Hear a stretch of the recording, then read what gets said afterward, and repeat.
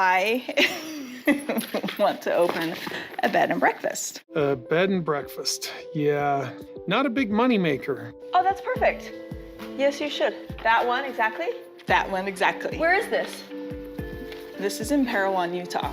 What? Where? Why this house? Why Parowan? Parowan's like, where the heck is Parowan? I'm still trying to catch up here, and Christine's way ahead of me. She's like, it's perfect. And I'm like,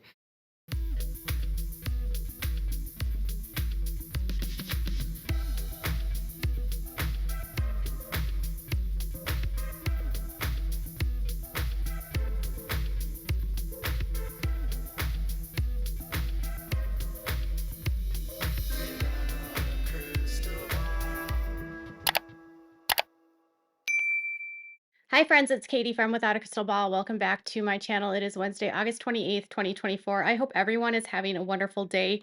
Sister Wives season 19 is coming, and ahead of the new season dropping, Meri Brown is closing her inn, Lizzie's Heritage Inn. This inn has been a storyline for the show for a lot of years, and she purchased the home back in 2017 or 2018.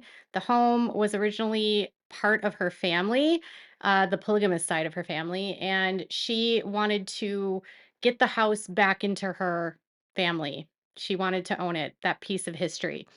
The house is more than 100 years old. It's actually a historical marker in the state of Utah and in Parowan.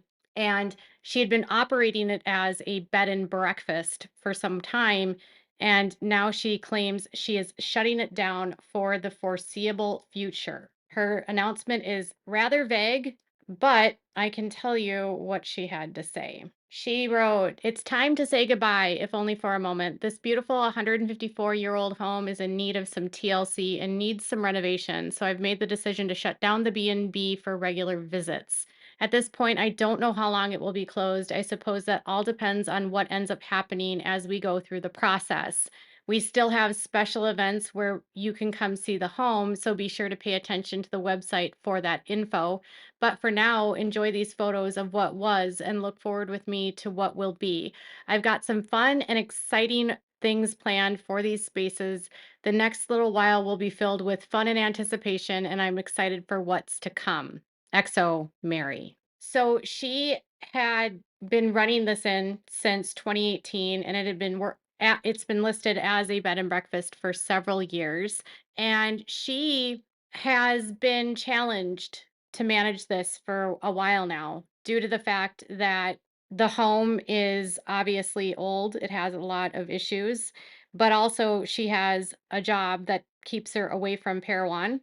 She has a life that keeps her away from Parowan. She likes to travel a lot, and she's had to rely on her mom to run the inn first before her mom passed away. And then she relied on her friend Jen to help run the inn. Recently, last year, she had applied for a permit for conditional use to add a space to expand the kitchen. So they had more of an industrial space area for the kitchen so that they could cook larger quantities and potentially hold events. And she had been struggling about what to do with the inn in regards to her schedule, staffing, and the upkeep of the home. She had applied as well to add a ADU to the property where she would be able to live as a in an apartment. So, one of the issues with this inn when you're running it as a business is that it's a business, and she can't have a lot of her personal things there. She can't have all of her stuff that she's had for years there. A lot of that has to stay in storage, and she had been living in one room. There were 4 rooms that you could rent, but then 1 room that was for the innkeeper. And as a part of this inn, there was a requirement that the innkeeper live on premise. And what they were hoping to do was to build sort of like a casita where she would have like a room with sort of like a kitchenette and an apartment type above a garage. And then below that, she wanted to have like a kitchen in there. And at one point, they did get it approved. I don't know if that's still going to happen. She talked a little bit about that on the show about their dreams of what they could do with the property. I think to run an inn, you need to be one committed to being there all the time. You need to have willing people that are going to book the room for a night's stay. You need to have an influx of people coming in and out. You need to have amenities that are up to par with other areas, other homes. And there had been a new implementation in the state of Utah back in like 2022 or 3 where they increased the tax on establishments that had people staying overnight, as well as the city of Parowan requiring that they have specific permits if you're going to be running sort of a short-term rental. Now, technically it's not an Airbnb, but it could be. But on April 1st of 2023, short-term rentals, including Airbnbs and Verbos, were required to have a business license. They would also need to apply for home occupation permits. If they were going to be running their business out of the home, they also had to have a home occupation permit. So, in order to get the home occupation permit, there's a bunch of things that they have to comply with, and there's stipulations and guidelines that they have to meet. So, they increased the taxes, which was a pretty considerable hike, meaning she would have had to charge more to people and pay more in taxes, as well as this new permit that she had to get for home occupation, as well as applying as a short-term rental. Basically, what was happening in Parowan is a lot of people were buying houses and turning them into Airbnbs. And it was creating a mess because people who had been used to living in single family homes were becoming neighbors to short-term rentals. And there was like tons of issues with, traffic, with garbage, with noise, the traffic of the cars being parked and different people constantly in and out, a transient community within a residential area. And so, a big conversation in this area specifically was how many homes they were going to allow to do this and what the stipulations would be for it. All of that impacted Mary's business. It doesn't mean that she couldn't still run the inn, it just made running her inn more expensive. So, she has to deal with competition as well, with competing with Airbnbs and Verbos, which are homes that are rented short term, and the price. So, one aspect of her Airbnb is that her prices are pretty high for what you get. The rooms are small, and she charges a lot for a room. And in some of these cases, you're able to rent a home for not that much more. So, the house has its issues, clearly. It's old, it needs renovating 100%, likely needs some upgrades. It probably needs some stuff with electrical. I wouldn't be surprised if the plumbing needs to be redone. I'm sure it's 154 years old. Just put your cap on and think about all the problems that can happen in a home that's that old. It's a cute house, but you could tell as the years were wearing on that it definitely needed some TLC.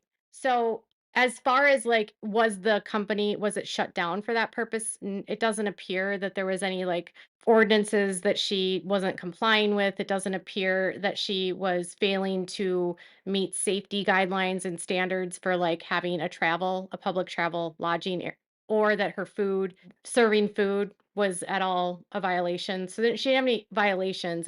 It sounds like the house itself just needs help, and she's got a lot of competition, and she needs to figure out what she's going to do.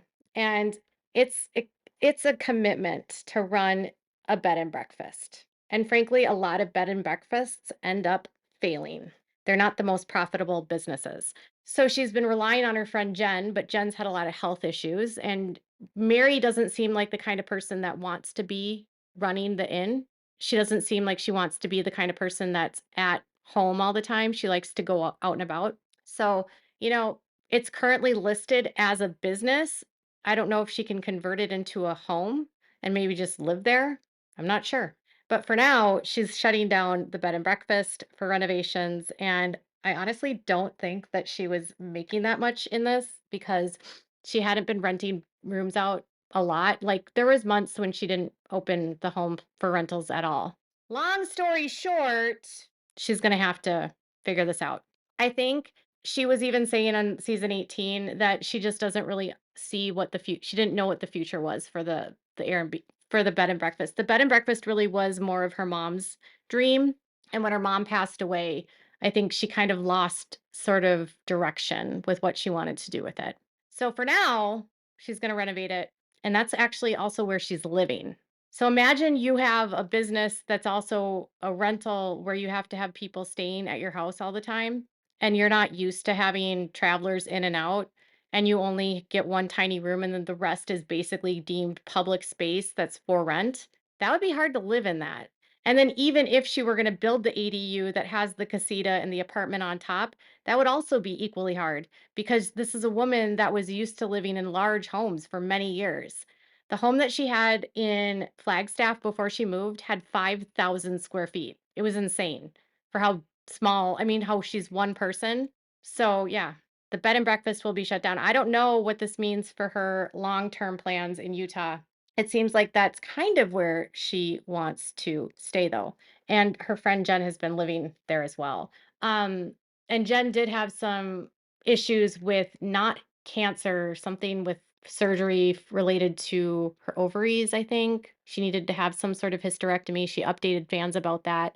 And because of the complications she had been dealing with, they hadn't been doing Friday nights with friends as much. I'm sure that also impacted her ability to work for Mary. And then Jen also has young children. And so it's, you can help your friend out for a while, but you can't always help out your friends.